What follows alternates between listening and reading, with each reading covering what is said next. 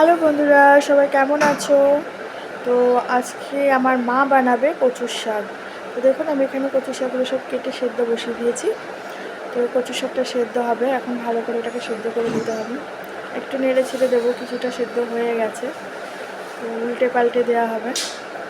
তো কারা কারা মার হাতের কচুর শাক খেতে ভালোবাসেন অবশ্যই জানাবেন।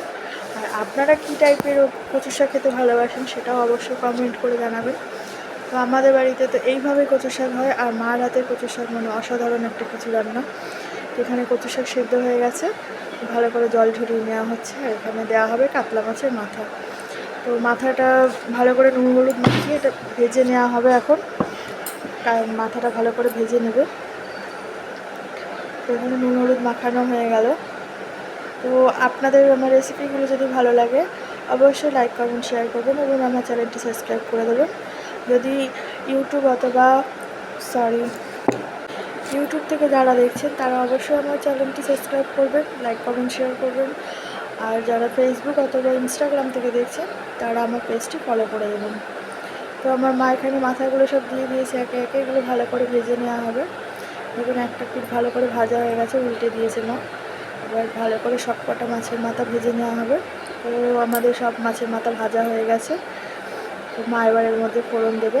তো আপনারা কে কী ফোড়ন দিয়ে রান্না করেন কচুর শাক সেটা অবশ্যই জানাবেন, এবং কী কী মশলা দিয়ে রান্না করেন।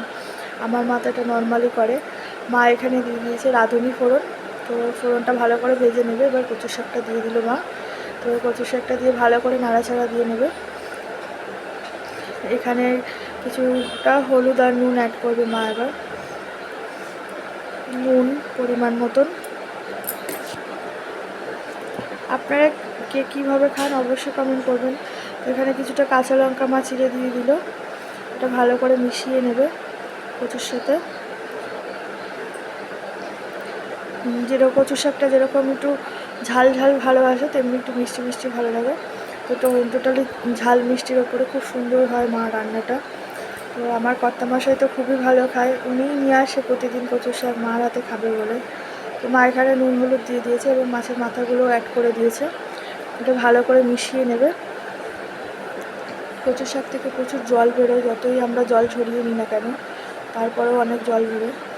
তো মা এটা ভালো করে মিশিয়ে নিচ্ছে মাথাগুলো।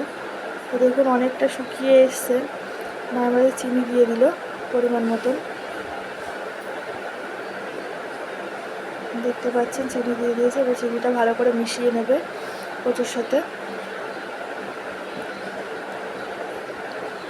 অনেকেই এইরকম কচু শাক পেঁয়াজ আদা রসুন দিয়ে খায়, বাট আমাদের বাড়িতে এরকম নর্মালি রান্না হয় রাঁধুনি ফোড়ন দিয়ে, রাঁধুনি কাঁচা লঙ্কা দিয়ে। আর কিছু দেওয়া হয় না, আর অন্য কোনো মশলা দেওয়া হয় না। আমি অনেকে দেখেছি যে পেঁয়াজ আদা রসুন দিয়ে মানে এরকম কচু শাক রান্না করে। তো আমাদের আবার ওইগুলো ভালো লাগে না, আমাদের জাস্ট এইভাবে নর্মাল রান্নাটাই ভালো লাগে খেতে। আমার হাজব্যান্ডকে বললাম না যে মার হাতে কচু শাকটা খুব ভালো খায়।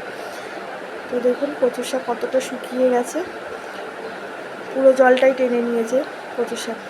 তো আমি গ্যাসটা বন্ধ করে দিলাম। এবার আমি তুলে নেবো একটা বাটিতে। আমি এবার পুরোটা তুলে নিচ্ছি। তো আমার কচুর শাক পুরোপুরি রেডি। তো বন্ধুরা টাটা।